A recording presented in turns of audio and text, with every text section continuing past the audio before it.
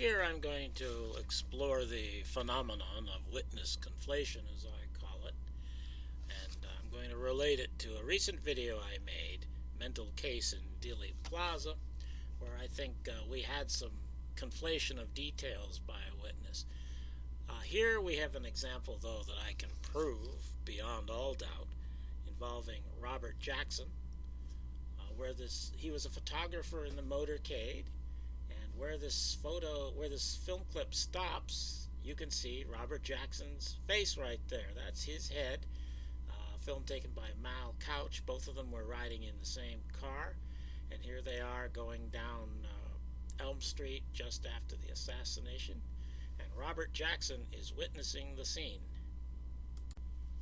And on the day of the assassination, about 4 hours later, there was a wire story credited to Robert Jackson, where he described what he saw at the assassination scene.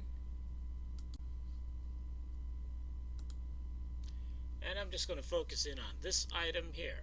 Bob Jackson says, "Then I could see a colored family covering up their child on the grass. A policeman was down on his knee.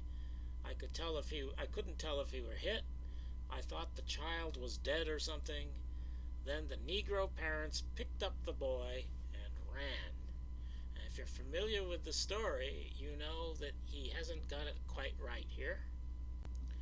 Of course, it wasn't a Negro family laying on the ground covering their child.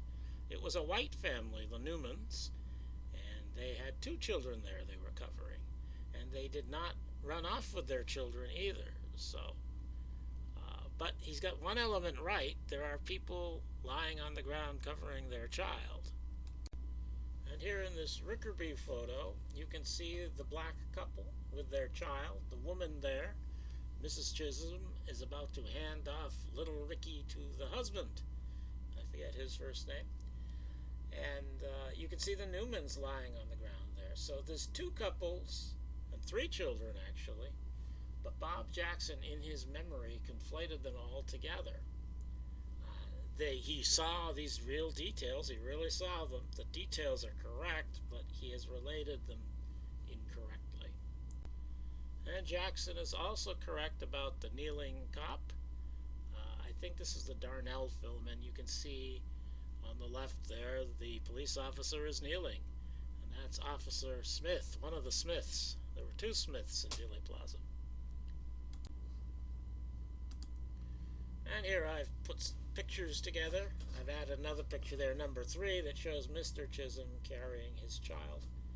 So, it's proven beyond all doubt here that Robert Jackson has conflated the Newmans with the Chisholms, and apparently doesn't remember there even being 2 different couples there on the same day. Now, he later corrected his memory because he no doubt read stories, and years later at least, and I'm sure long before, he was referring to the Newmans by name as covering their children, and presumably he knew who the Chisholms were too. But the point here is that in his account, which is fresh in his memory, it's 3 hours after it happened, he said that the colored family was covering up their child on the grass, and that they carried him off. They picked up the boy and ran. Clearly, it's clear what happened here. He has honestly conflated these 2. His details that he remembered were real things that he really saw. He didn't hallucinate. He merely he merely related the details incorrectly. Now, what I'm getting at regarding my video, The Mental Case in Dealey Plaza, involves what I think was a similar conflation by a witness of 2 different people he had seen. Now, in that video, in the red circle here, red ellipse here, I identified that as probably being John Dolan, even though I know it's been said that that's James Tague. I think that probably is Tague in the red, and in the blue, I think that's probably John Dolan. That matches what he said, where he described where he was. So I think that's where John Dolan was standing. This is almost the same time that Bob Jackson made his mistake. It's a little later, I think. But that's where he was standing. And Dolan gave a description for a man he had seen in Dealey Plaza whom he thought was suspicious, throwing a ball up in the air. And his description says he was about 30 years of age and was wearing white sneakers. And the white sneakers is the detail I'm focusing on here. Now in that video, I said this description matched Malcolm Jerry Hoy, and that's what I have on the other side here. But this is more about whether, or about who in the photography can be identified as John Dolan's suspicious man. And he says that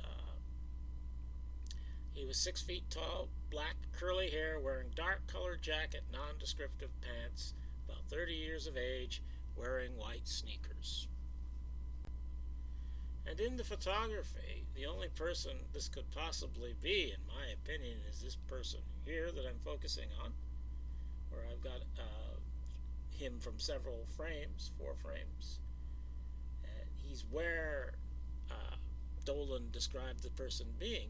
This person's carrying something white, he's wearing a dark jacket, he has dark hair, and we don't have a pants description. But he's not wearing white sneakers, or at least it seems that he's not wearing white sneakers in this photo.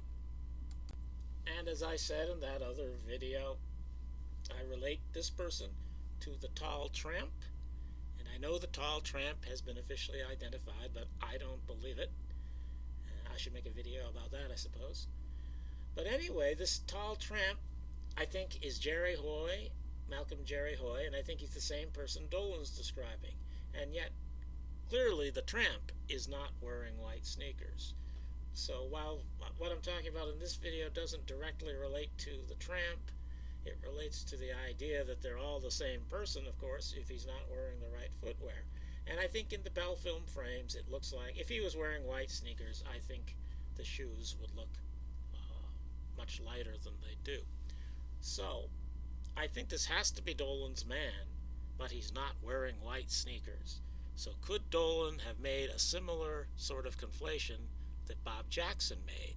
If he did, that would mean that somebody else is nearby wearing white sneakers. And lo and behold, there is such a person. There's a woman here wearing white shoes of some kind, perhaps white sneakers. I don't know if she's been identified or not. But in the photography, she is obviously with this man beside her. And the man I'm talking about is further down toward the overpass, a little to the right in this photo. But here in the immediate area, one of the closest people to that man is a woman wearing white sneakers. And here in a frame from the Daniels film, you can see that the woman with the white sneakers and her friend have run over, and you can see them running in the Bell film too. They've run over, I guess that would be south, and I think all 3 of these people are in that red ellipse. That is the woman with the white sneakers, her friend, her husband, and the man I'm talking about that was seen by Dolan.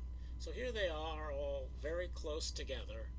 And it would be easy enough for a Jackson-like conflation to have been made by Dolan. That is, to have put in his memory the woman's white sneakers onto the man he was describing.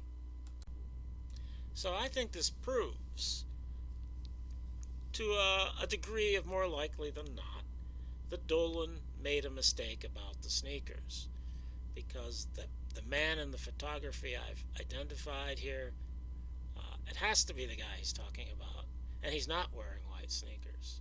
And I think this explains why Dolan made that mistake, because there was somebody else there wearing white sneakers, and just as Bob Jackson did, he made a mistake. He assigned that detail to the wrong person.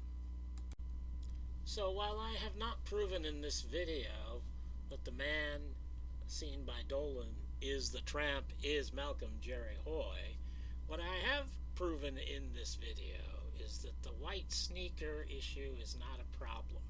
The fact that this man is not wearing white sneakers does not debunk my theory.